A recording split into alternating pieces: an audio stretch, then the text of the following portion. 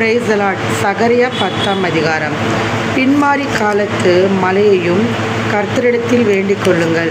அப்பொழுது கர்த்தர் மின்னல்களை உண்டாக்கி வயல்வெளியில் அவருக்கு பயிருண்டாக அவர்களுக்கு மழையை கட்டளையிடுவார். சுரூபங்கள் அபத்தமானதை சொல்லிற்று, குறி சொல்லுகிறவர்கள் பொய்யை தரித்தார்கள். சொப்பனக்காரர் வீணானதை சொல்லி வியர்த்தமாக தேற்றரவு பண்ணினார்கள். ஆகையால் ஜனங்கள் ஆடுகளைப் போல சிதறி மேய்ப்பன் இல்லாததினால் சிறுமைப்பட்டார்கள். மேய்ப்பருக்கு விரோதமாக என் கோபம் மூண்டது, கடாக்களை தண்டித்தேன். சேனைகளின் கர்த்தர் யூதா வம்சத்தாராகிய தமது மந்தையை விசாரித்து அவர்களை யுத்தத்திலே தமது சிறந்த குதிரையாக நிறுத்துவார்.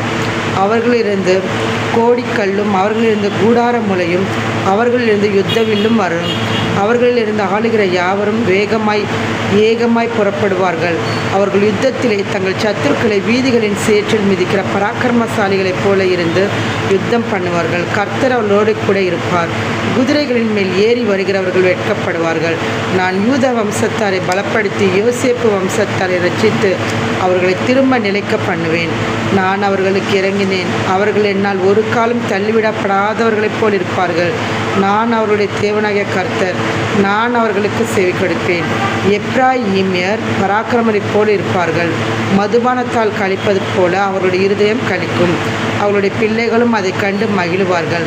அவர்கள் இருதயம் கர்த்தருக்குள் களி கூறும்.